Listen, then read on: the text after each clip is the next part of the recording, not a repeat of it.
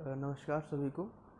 आज हम video lecture series के द्वारा B first year second semester का कोर्स सेकंड का यूनिट 1 जिसका नाम है the structure and composition of Indian society village town city rural urban linkages unity and diversity in Indian society को आगे बढ़ाते हुए उसका एक चैप्टर विलेज समझने की कोशिश करेंगे।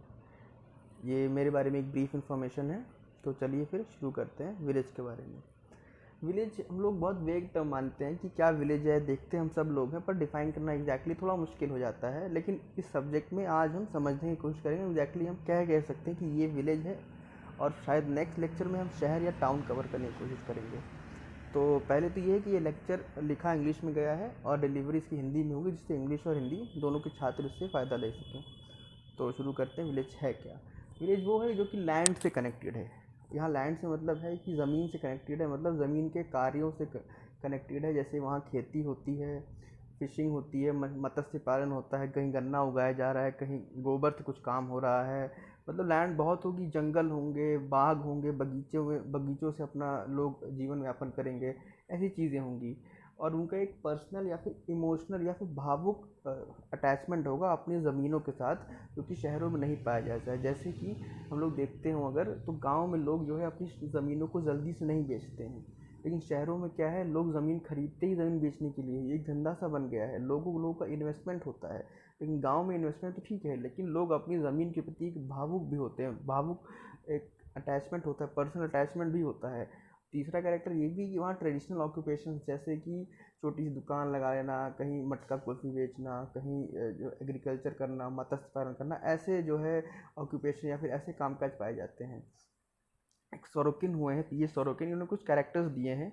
ये अमेरिकी समाजशास्त्री, इन्होंने कुछ कैरेक्टर दिए हैं। इन्होंने कहा था गांव वो है जो कि नेचर के नज़दीक है। जैसे हमने बात कहा, एग्रीकल्चर है, खेती है, पेड़ पौधों के नज़दीक है, मत्स्य पालन है, गोबर से काम होना है, ये सब नेचर के नज़दीक है, प्रकृति के नज़दीक है। और यहाँ क्या होता है, डिवीजन जो है, डिवीजन ऑफ लेबर जो है, बहुत स्पेशलाइज्ड नहीं होता है। स्पेशलाइज नहीं होता। डिवीजन ऑफ लेबर का मतलब क्या है कि जो आदमी शायद मत्स्य पालन कर रहा है, वही खेती भी कर रहा है, वही छोटी सी दुकान में रखे है अपना, तो कोई भी व्यक्ति कोई भी काम कर सकता है। तो स्पेशलाइज ना होने की वजह से क्या होता है, जब एक व्यक्ति एक कार्य नहीं करता है, उसका कई सारे कार्य कर रहा होता है, तो उसकी स्किल कभी कभी अच्छी नहीं हो पाती उस कार्य को लेके। जैसा कि शहरों में नहीं होता है। शहरों में क्या होता है, एक आदमी अगर वो टेलीफोन ऑपरेटर है तो टेलीफोन ऑपरेट ही करेगा सुबह से लेकर शाम तक। अगर वो शिक्षक है तो पढ़ाएगा ही पढ़ाएगा। तो ऐसे ऐसे कार्य होते हैं, अपने अपने काम बटे होते हैं, और लोग अपने अपने काम में स्पेशलाइज होते हैं। पर गांव में क्या होता है, नेचर ऑफ जॉब ऐसा है कि डिवीजन ऑफ लेबर बहुत अच्छा स्पेशलाइजेशन नहीं होती है उसमें।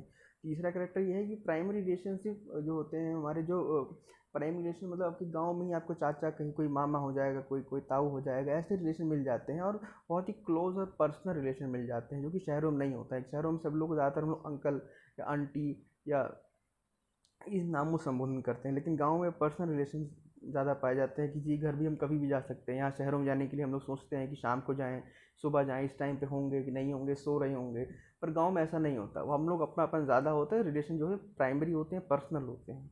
और चौथा कैरेक्टर ये बताया कि जो चेंज होते हैं, बदलाव होते हैं, स्लो होते हैं। जैसे हमने देखा वो भी होगा, हम लोग जब टेक्नोलॉजी जब जैसे भारत में आई है, शहरों में बदलाव बहुत तेज़ हो जाता है। जैसे डिजिटल ट्रांजैक्शन हो गया, हम लोग ऑनलाइन ट्रांजैक्शन कर रहे हैं, शहर वाले लोग ज़्यादा कर रहे हैं एज़ कम्पेयर टू विलेजेस। उस समय जो कोविड हुआ, तो कोविड में फ़र्क भी शहरों में ज़्यादा पड़ा था एज़ कम्पेयर टू गाँव, क्योंकि गाँव में बदलाव बहुत धीमे होता है। तभी कहा जाता है गाँव जो है एक तालाब के पानी की तरह होता है, जहाँ ठहरे हुए तालाब के पानी की तरह, जहाँ पे कभी बदलाव या तो बहुत धीमे आता है या फिर कहो कि बहुत ही धीमे आता है। तो ये कुछ कैरेक्टर्स बताए थे पी एस ऑरोकिन्स ने। इसके बाद मिटकाफल हुए हैं। इन्होंने भारतीय ग्रामों की का स्टडी किया था ब्रिटिश कार्यकाल में। इन्होंने कहा था जो हमारे विलेजेस हैं, खासकर इंडियन विलेजेस, और एक छोटे गणतंत्र की तरह हैं। ये एक स्वतंत्र हैं। ये बाहरी फोर्सेस जो होती हैं, एक्सटर्नल फोर्सेस होते हैं, उससे इफेक्ट नहीं किए जाते हैं। मतलब इसका ये मतलब होता है कि जो चेंजेस शायद शहरों में हो रहे हैं या फिर दूसरे देशों में हो रहे हैं, वो उसका इफेक्ट गांव में नहीं पड़ता है। जैसे हम लोगों ने भी देखा होगा, शायद ये रूस की लड़ाई चल रही थी, कहीं इराक की लड़ाई हो जाती है, इन सब का असर शहरों में, स्टॉक मार्केट्स में तो पड़ जाता है। लेकिन गांव की अर्थव्यवस्था में, गांव की सामाजिक व्यवस्था में लोगों को शायद ही कोई फ़र्क पड़ता हो इस चीज़ों से, या फिर उनका डायरेक्ट इफेक्ट नहीं पड़ता है। इसलिए हेनरी माने हुए हैं, उन्होंने अपनी पुस्तक लिखी थी विलेज कम्युनिटी। इन्होंने रूरल और अर्बन सोसाइटी को डिवाइड किया था on the basis of status and contract. Status मतलब वो होता है जहाँ आपका रिलेशन जो है फैमिली के रिलेशन से, फैमिली की आइडेंटिटी से डिफाइन किया जाता है। मतलब आप एक क्षत्रिय के पुत्र हैं तो क्षत्रिय होंगे, आप किसी के बेटे होंगे, किसी की बेटी होंगी, किसी के पुत्र होंगे, किसी के पिता होंगे। इस तरीके से आपका रिलेशन डिफाइन किया जाएगा, आप अपनी अपनी आइडेंटिटी कम होगी। और वहीं कॉन्ट्रैक्ट वो होता है जहाँ इंडिविजुअल की अपनी आइडेंटिटी होती है। तो जो स्टेटस वाली आइडेंटिटी है वो जाहिर सी बात है गांव में ज़्यादा पाई जाती है, और इंडिविजुअल आइडेंटिटी ये शहरों में ज़्यादा पाई जाएगी। इसी बेसिस पे इन्होंने शहरों और गांव के समुदायों को डिवाइड किया था। फिर एक बहुत ही प्रसिद्ध समाजशास्त्री है मैक्स वेबर, इन्होंने भी इंडियन वेजेस की स्टडी की थी, उसको हिंदू धर्म के हिसाब से डिफ़ाइन किया था। और क्योंकि उन्होंने कहा था कि हिंदुओं में जाति व्यवस्था और जजमानी सिस्टम बहुत प्रोमिनेंट है, तो ये जजमानी व्यवस्था की वजह से उन्होंने कहा था जो जो उन्होंने मतलब परिभाषित करने का प्रयत्न किया था वो भी हिंदू धर्म के हिसाब से ही किया था। ये बहुत ही प्रसिद्ध समाजशास्त्री हैं। आगे जाके हम इनकी थ्योरी भी पढ़ेंगे, रिलीजन की है, नौकरशाही की है, इनकी थ्योरी भी आगे जाके हम लोग देखेंगे।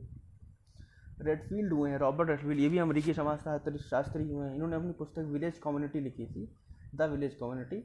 उसमें इन्होंने 4 फीचर बताए थे। पहला था डिस्टिंक्टिवनेस, मतलब अलग होता है, एक गांव दूसरे गांव से काफ़ी हद तक अलग हो सकता है। दूसरा था स्मॉलनेस, छोटे गांव होते हैं, जाहिर सी बात है हम लोग देखा ही हो, कहीं 200-300 भी लोग रह रहे हैं, शायद 1000-1200 लोग भी रह रहे हैं, पर ज़्यादा नहीं होता है। होमोजिनिटी ये होता है कि गाँव के अंदर लोग एक समान का कार्य कर रहे होते हैं, होमोजीनियस होते हैं, एक ही तरह की व्यवस्था होगी। शायद कोई आटा चावल बेच रहा होगा, कहीं हर गांव में एक ही तरीके की व्यवस्था पाई जाएगी। और चौथा होता है सेल्फ सफिशिएंट, मतलब ये अपने आप में पूर्ण होते हैं, सामाजिक संबंधों में भी और आर्थिक में भी। गांव में ही गांव होता है, वहीं वहीं पे ही उत्पादन होता है खाना का, गेहूं का, चावल का, और वहीं पे उसको कंज्यूम भी किया जा सकता है। गांव में ही आपको खाना ही मिल जाएगा, आपको तालाब पानी भी मिल जाएगा, खेती भी मिल जाएगी, छोटी मोटी दुकानें मिल जाएंगी। तो अपने आप में ये पूर्ण होता है, इसको बाहर की किसी भी चीज़ की आवश्यकता नहीं होती है। तो मतलब एक डिस्टिंक्टिवनेस मतलब बाहर के गांव से अलग, स्मॉलनेस मतलब 1000-1200 से ज़्यादा लोग नहीं मिलते, होमोजेनिटी मतलब गांव के लोग एक समान होते हैं, एक ही उनकी लगभग आर्थिक या सामाजिक स्थिति एक ही होती है। और सेल्फ सफिशिएंट मतलब अपने आप में पूर्ण होते हैं। ये 4 कैरेक्टर्स बताए थे रॉबर्ट रेडफील्ड ने।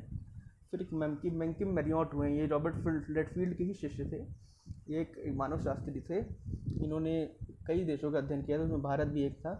और उन्होंने कुछ फीचर बताए थे। उन्होंने कहा था कि रूरलिज्म मतलब गांव की भावना, एक ये अलग ही भावना होती है। गांव के लोग आप देखेंगे उनमें अलग ही एक दूसरे के अपनापन होता है, एक दूसरे के खड़े रहते हैं, एक दूसरे के लिए जान मान की हानि भी कर सकते हैं, जान भी ले सकते हैं, ऐसी रूरलिज्म की भावना है। लैंड से कनेक्टेड रहते हैं, ऐसी भावनाएं होती हैं जो हमें ट्रेडिशन, हमारे फोक कल्चर, हमारे त्योहारों के लिए होती है। जो जितनी भावना एक गांव में रह रहे व्यक्ति को अपने ट्रेडिशन की, अपने कल्चर की, अपनी संस्कृति की है, वो तो शायद शहर में ना रहती हो।